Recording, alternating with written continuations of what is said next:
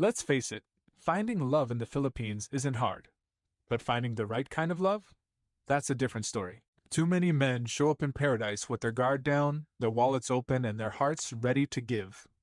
And that's exactly how they walk into trouble. Some think they can just meet the first beautiful girl who smiles at them, and everything will fall into place. Others waste months or even years chatting with dozens of women online, never realizing many of those women are playing games, juggling men, or just fishing for money. The truth is, dating in the Philippines is easy, but dangerous if you don't know what you're doing. Pitfall number 1 is rushing into relationships too quickly, a mistake many foreigners make as soon as they arrive in the Philippines. After years of feeling invisible back home, they're suddenly surrounded by friendly smiles, warm conversations, and genuine attention from women.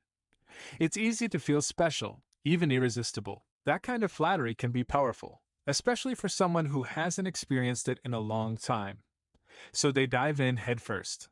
A few dates turn into serious talks. Gifts are exchanged. Money is sent. And before they know it, they're living together, talking about marriage, or even making long-term financial decisions with someone they barely know. In a country where relationships can move fast and affection comes easily, it's important to remember that not all attention is genuine. Just because she's sweet and attentive doesn't mean she's serious. Just because she's beautiful doesn't mean she's trustworthy. Foreigners often ignore the small warning signs because they want the connection to be real. They confuse chemistry for compatibility and generosity for love. But when a relationship is built too quickly, without taking time to understand each other's values, goals, and true intentions, it becomes unstable. And when problems arise, whether it's financial pressure, cultural misunderstandings, or family interference, those rushed relationships start to fall apart. Some men end up emotionally devastated. Others lose money, property, or legal standing. That's why slowing down isn't just smart, it's necessary. The right woman won't rush you. She won't demand instant commitment or pressure you into decisions. She'll appreciate that you're taking the time to build something real. Because true love doesn't come from impulse, it comes from patience, trust, and a foundation that can stand the test of time. Pitfall number 2 is ignoring red flags, something that happens far too often when men are caught up in the excitement of being in a new country, surrounded by beauty, charm, and attention they're not used to. In the Philippines, many foreigners arrive feeling hopeful and open-hearted, ready to start fresh and find love. But in that hopeful state, they often miss or choose to overlook the warning signs that something isn't quite right. Maybe she's overly interested in what you earn. Maybe she avoids questions about her past. Maybe she constantly takes selfies, stays glued to her phone, or seems more interested in impressing her online followers than building something real with you. These are red flags, but they're easy to dismiss when everything feels new and exciting. It's even more dangerous when money starts to enter the equation. A lot of guys hear a sad story early on, a sick family member, an overdue bill, a surprise emergency, and their instinct is to help. It feels good to be needed. But before long, helping turns into financing, and what felt like a relationship starts to feel more like an obligation. Some red flags are subtle, like when she dodges honest conversations or pushes for fast commitments. Others are more obvious, like when she wants to register a property in her name, or asks you to invest in a business you know nothing about. And still, many men ignore these signs because they don't want to believe they're being used. They want to believe they found something real, and they cling to that belief even as the evidence starts piling up. This is how good men get trapped. They ignore their instincts. They give the benefit of the doubt. They believe that love means giving without hesitation. But real love isn't afraid of questions. It doesn't hide things. It doesn't rush you or guilt you into silence. Real love is transparent, patient, and secure. If you find yourself justifying red flags or hoping they'll go away, it's time to take a step back. Pay attention to what she does, not just what she says. Actions always speak louder. Protect yourself by trusting your gut, not just your heart. Because the cost of ignoring red flags isn't just emotional, it can be financial, legal, and life-changing. Pitfall number 3 is getting scammed, and it happens more often than most people think. Many foreigners come to the Philippines thinking with their hearts instead of their heads. They arrive with good intentions, hoping to find genuine love, but unfortunately not everyone they meet shares those same intentions. Some Filipinas see foreigners as opportunities, not for love, but for financial gain. These scams can be simple or sophisticated, but they almost always start the same way, with charm, attention, and a quick emotional connection. At first, everything seems perfect. She's affectionate, attentive, and always eager to chat or spend time together. You feel lucky, like you found someone special. Then come the small requests. Maybe it's load for her phone. Maybe it's a little help with groceries. Then the requests grow. A hospital bill, a sick mother, a relative who needs surgery. You want to help, and she's so convincing that you feel like a terrible person if you say no. The manipulation can be emotional, and it's often tied to guilt or urgency. It makes you feel like stepping up proves your love. But sometimes it goes far beyond that. Some scams involve women who already have local boyfriends or even husbands, using foreigners as sources of income. Others might get pregnant, intentionally or otherwise, and suddenly you're responsible for a child you're not even sure is yours. Some scammers work in teams, with family members or friends playing roles to make the whole situation feel more real. They'll introduce you to their uncle, who just happens to have land for sale, or their cousin who's starting a business and needs an investor. They create pressure and urgency, knowing that most foreigners want to do the right thing and feel good about helping. There are also institutional scams. You might go to a restaurant and notice that your bill is higher than expected. Prices were changed because, well, you can afford it. Or maybe a taxi driver suddenly doesn't have change and offers to take you to a cousin's shop instead. These scams might seem small, but over time, they add up.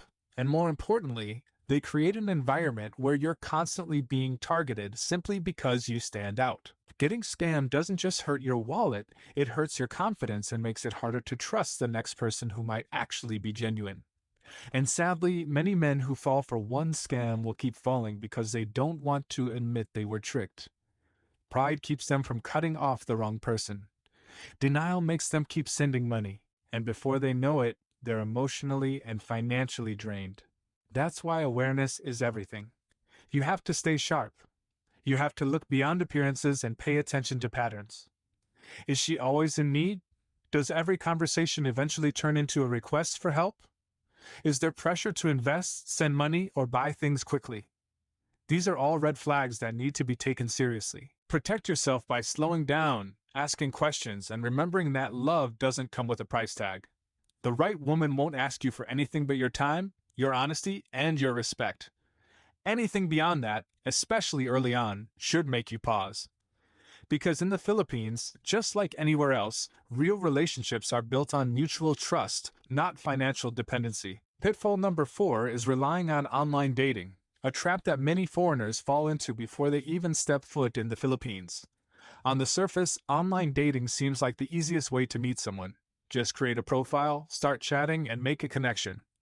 And with thousands of Filipinas on these platforms, it feels like the options are endless. But what most men don't realize is that many of these platforms are flooded with women who aren't looking for love. They're looking for support, gifts, or a ticket out of poverty. Some are professionals at working the system, juggling multiple foreigners at once, each one thinking they're the only one. Others are just bored or curious, treating conversations like entertainment more than anything serious. The biggest danger with online dating isn't just the risk of being scammed, it's the illusion of intimacy.